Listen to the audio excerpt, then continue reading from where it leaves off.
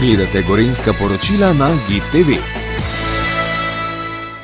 Lepo pozdravljeni. Veseli me, da lahko rečem, da se zdaj tudi Slovenija priključuje državam, ki so svojim državljanom že ponudile tako imenovane ljudske obveznice. Ministrstvo za finance bo obveznice za državljane izdalo 1. februarja z ročnostjo 3 let. Obseg izdaje bo 250 milijonov evrov in tisto, kar seveda vse najbolj zanima, po 3,4% obrestni meri. Vpis bo potekal med 1. in 16. februarjem. Izdaja obveznice je namenjena polnoletnim fizičnim osebam s stalnim ali začasnim prebivališčem v Republiki Sloveniji. Kasneje, ko bodo obveznice uvrščene na trgovanje na Ljubljanski borzi, pa bodo prosto prenosljive in jih bo lahko kupil kdorkoli. Minimalni znesek vpisa bo 1000 evrov, maksimalni pa 100 000 evrov, pri čemer bo v primeru presežnega vpisa lahko število obveznic, ki bodo dodeljene posameznemu vlagatelju, manjše od vpisanega zneska, vendar ne manj kot 1000 evrov. Obveznice bodo dostopne na 186 vpisnih mestih po vsej državi in sicer preko 5 distributerjev, ki sodelujejo z Ministrstvom za finance. Na spletnih straneh ministrstva bo danes tekom dneva dostopen tudi podroben seznam teh lokacij. Distributerji, s katerimi sodelujemo pri tej izdaji, so Nova Ljubljanska banka, Nova kreditna banka Maribor, BKS, SKB in Ilirika. Veliko vprašanj je bilo v tem vmesnem času povezanih s trgovalnim računom, torej ali ga je za nakup potrebno odpreti. Odgovor je da. Ob tem naj povem, da so tako klirinško depotna družba kot vsi distributerji v imenu večje dostopnosti zelo oklestili stroške. Ti zdaj v povprečju znašajo okoli 20 evrov za naložbo v višini 10 000 evrov. Natančne cene bodo distributerji še danes objavili na svojih spletnih straneh. Zagotovili vam bodo tudi druge pomembne informacije povezane z odločitvijo za nakup. Pomembno je tudi, da smo s sprejetjem zakona o obnovi, razvoju in zagotavljanju finančnih sredstev, torej govoriva o tem popoplavnem zakonu, omogočili, da se bodo obresti fizičnih oseb, ki vlagajo v vrednostne papirje države, tako za zakladne menice, kot tudi za obveznice izdane v letih 2024, 2025 in 2026, pri plačilu dohodnine izenačile z obravnavo obresti iz denarnih depozitov pri bankah in hranilnicah. To pravzaprav pomeni, da te obresti skupaj z obrestmi iz denarnih depozitov ne bodo obdavčene do višine 1000 evrov. Na nekaj najpogostejših vprašanj, ki se vam lahko pojavijo, bomo na spletni strani ministrstva danes objavili še seznam teh vprašanj z odgovori nanje. Naj na koncu dodam še, da ta sama izdaja zasleduje več ciljev, o katerih bo podrobneje spregovorila še državna sekretarka. Skratka, med drugim želimo spodbuditi zanimanje za trge kapitala. Mali vlagatelji še vedno premalo poznajo možnost varčevanja na trgu kapitala. Pogosto imajo prihranke le v bankah, ponujamo torej alternativo. Želimo si tudi izboljšanja finančne pismenosti ter spodbuditi trajno participacijo fizičnih oseb v takšnih instrumentih, ne zgolj priložnostno oziroma enkratno. Evo, zdaj pa predajam še besedo kolegici državni sekretarki. Hvala lepa, minister. Izvolite, državna sekretarka Nikolina Prah. Hvala lepa. Lepo pozdravljeni tudi v mojem imenu. Začela bom z strategijo razvoja kapitalskega trga v Sloveniji do leta 2030. To je vlada sprejela lansko leto, marca meseca. Eden izmed ukrepov, ki ga naslavlja tudi strategija, je izdaja oziroma preučitev možnosti izdaje državnih obveznic za male vlagatelje, torej fizične osebe. Pri tem, kot je bilo že poudarjeno, je bilo potrebno preučiti več ciljev, ki se lahko s takšno izdajo naslavljajo. Eden je seveda vezan na zadolževanje države oziroma na učinkovito upravljanje državnega dolga, drugi pa na razvoj kapitalskih trgov. V tem okviru smo torej preučili več segmentov, več pogojev, ki določajo izdajo državnih obveznic, med drugim velikost izdaje, ročnost, kako določiti obrestno mero, kako najti čim več poslovalnic in distributerjev, ki bodo lahko ponudili vpisna mesta in dali tudi ustrezna pojasnila vlagateljem ob vpisu. Če se skoncentriram oziroma usmerim zgolj na cilje, ki jih naslavlja razvoj kapitalskega trga, menimo, da z udeležbo malih vlagateljev oziroma z nakupom in vpisom obveznic, državnih obveznic, se bo lahko povečala prepoznavnost kapitalskega trga v Sloveniji, tudi pri tem segmentu, da se bo lahko tudi povečala finančna pismenost in zanimanje malih vlagateljev tudi za to področje. Namreč državna obveznica je torej dolžniški inštrument, ki ga izda država in katerem država pravzaprav jamči za izpolnitev vseh obveznosti iz te obveznice, torej tako za povračilo glavnice, kot tudi za vsakoletne obresti. Kar pomeni, da je to varen, torej manj tvegan finančni inštrument in je lahko zelo dobra alternativa bančnim depozitom. Kot vsi vemo in je to že večkrat tudi poudarjeno v medijih, prebivalstvo ima 29 milijard evrov na bančnih depozitih. Ravno državne obveznice so pa lahko eden iz inštrumentov, ko lahko tudi kot alternativo torej vlagamo in tudi plemenitimo svoje sredstva fizične osebe. Tukaj naj povem, da tveganja so sicer nizka, obenem pa v primeru, če bi želel posameznik, ki bo imetnik obveznice, predčasno priti do svojih sredstev, torej pred potekom teh 3 let do dospelosti, bo te lahko seveda prodal, kot je bilo omenjeno, tole na trgu obveznic na Ljubljanski borzi. Tukaj bo pa seveda podvržen tržnim tveganjem, torej tržnim razmeram ob prodaji, torej bo lahko dosežena cena bodisi višja, bodisi nižja, torej kot sem omenila, odvisno bo od tega, kako bo potekalo trgovanje. Če samo zaključim, torej vse naše usmeritve oziroma delo po sprejemu strategije je šlo tudi v smeri, da bi taka izdaja bila dobra in da bo tudi v končni fazi uspešna, da se bo prepoznalo prednosti kapitalskega trga, tako v segmentu prebivalstva, torej da bo prepoznalo možnosti vlaganja, varčevanja tudi na tem trgu in torej s tem plemenitenja svojih sredstev. Gospodarstva, da bo prepoznalo tudi možnosti zadolževanja na tem trgu in seveda v končni fazi tudi države, ki bi z razvitim kapitalskim trgom imela večjo prepoznavnost na mednarodnih trgih. Hvala. Hvala lepa tudi državni sekretarki. Zdaj pa ste na vrsti vi, novinarji, z novinarskimi vprašanji. Prednost dajem torej tistim, ki ste fizično prisotni, pa prosim, da stopite do mikrofona in se tudi predstavite, iz katerega medija ste in kdo ste. In zastavite vprašanje, rada bi pozvala, da ostanemo pri temi, zaradi katere smo danes tukaj, torej zaradi izdaje tako imenovanih ljudskih obveznic.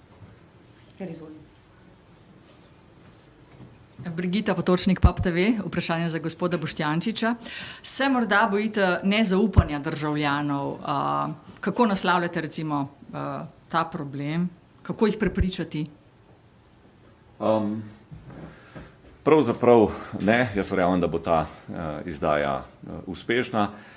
Na nek način, tako kot je kolegica državna sekretarka Prah povedala, zasledujemo s to izdajo več ciljev. Eden seveda pomemben je, pravzaprav najpomembnejši je to je en delček v velikem cilju, ki ga imamo, torej razvoju kapitalskega trga v Slovenijo. Seveda sama ena taka obveznica ali pa take izdaje, kot sem rekel, so en mali delček, bo pa k temu pripomoglo. Verjamemo, da ročnost in obrestna mera, ki je ugodnejša, kot so trenutno bančni depoziti, bo dovolj zanimiva tudi na koncu koncev za poplačilo jamči država, tako da verjamem, da iz tega vidika ne bi smeli biti dvoma ali pa v to, bodo ljudje ta denar dobili ali ne. Verjamem, da gre za eno najbolj varnih naložb. Po drugi strani je pa seveda tudi res, oziroma še ena stvar, ki je zelo pomembna, to je tudi eden od razlogov, zakaj je trajal malo dalj časa, da smo to izvedeli, ker smo se zelo veliko časa ukvarjali to, da bodo te obveznice likvidne in da se bo z njimi dali trgovati na sekundarnem trgu. Za primerjavo s kakšno drugo državo, kjer skoraj ni trgovanja na sekundarnem trgu, smo mi veliko pozornosti temu posvetili, tako da verjamemo, da bo potem, ko bo ta prva faza zaključena, v resnici tudi relativno živahno trgovanje na sami borzi. Tako da to je tudi eden od ciljev, tako da hočem reči, torej tisti, ki bodo seveda pokazali interes in vpisali te obveznice, bodo imeli jutri, če bodo potrebovali, tudi možnost seveda prodaje, tako kot drugih vrednostnih papirjev na borzi, tako da v bistvu bo ta proces zelo enostaven, tako da če nekdo ne bo želel biti 3 leta lastnik, bo preprosto na borzi to seveda prodal. Se upravičujem, tole vprašanje, kako se počutite, gospod Boštjančič, kot novi podpredsednik vlade? Kako razumete to Golobovo potezo? Hvala za vprašanje.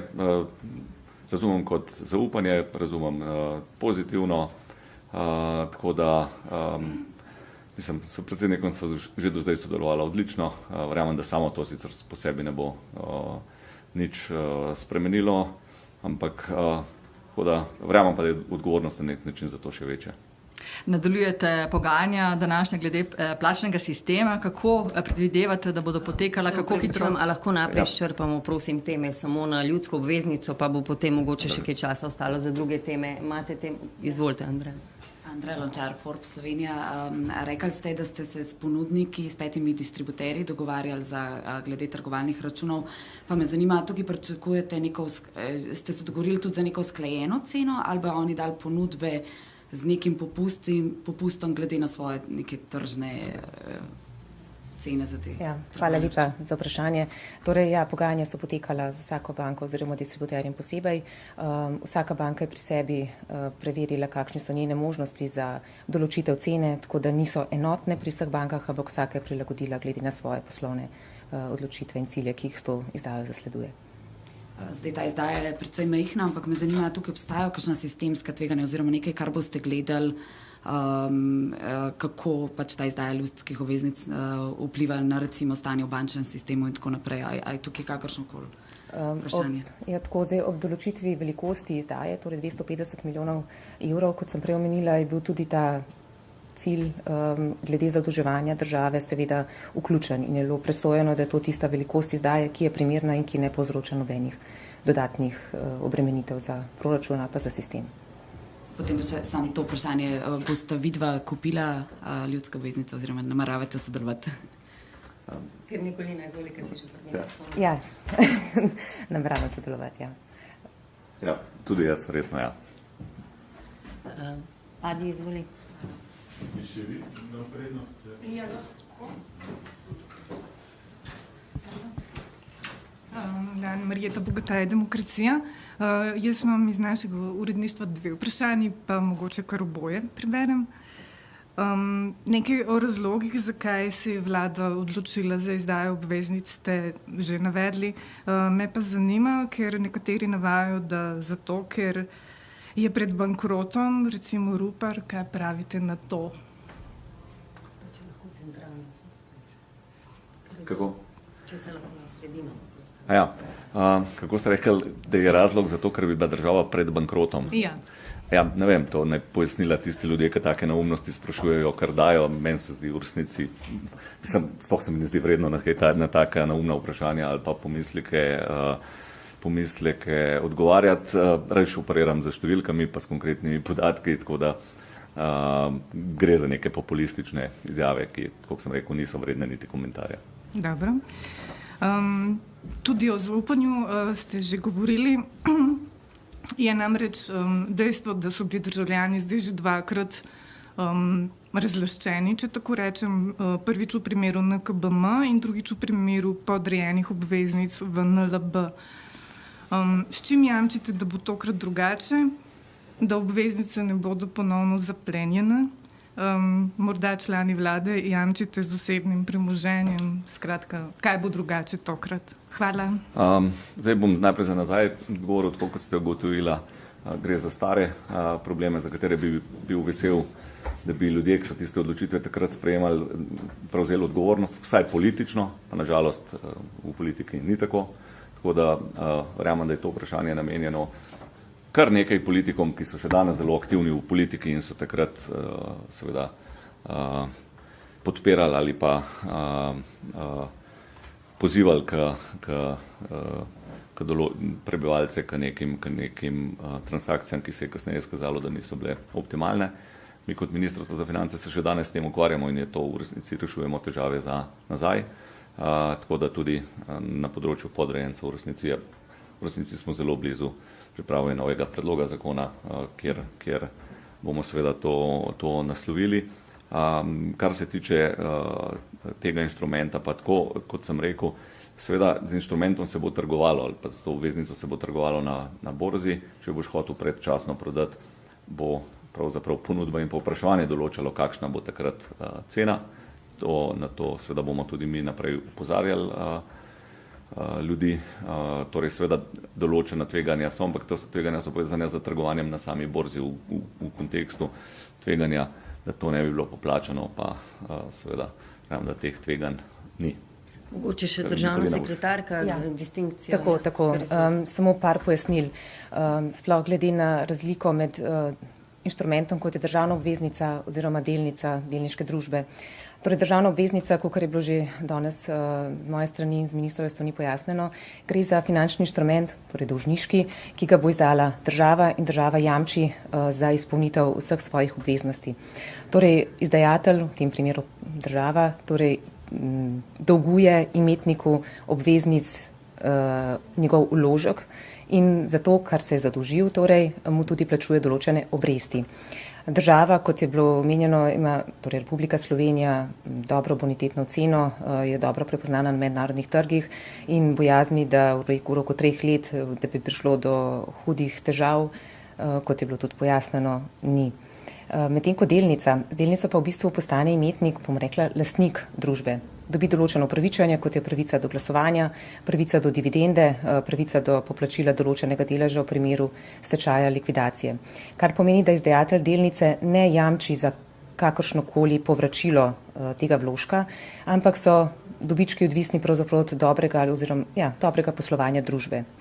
V primeru NKBM-ja se je seveda zgodilo, da ta družba je bilo ugotovljeno, da naj bi poslovala slabo, ker je tudi banka prišlo do določenih postopkov, izrednih odpisov. To velja enako tudi za podrejene obveznice in situacija, da bi se lahko ponovila pri sedanji izdaji, ko gre torej za državne obveznice s kratkoročnostjo, namenjene malim vlagateljem, glede na trenutno situacijo je zelo majhna oziroma neznatna.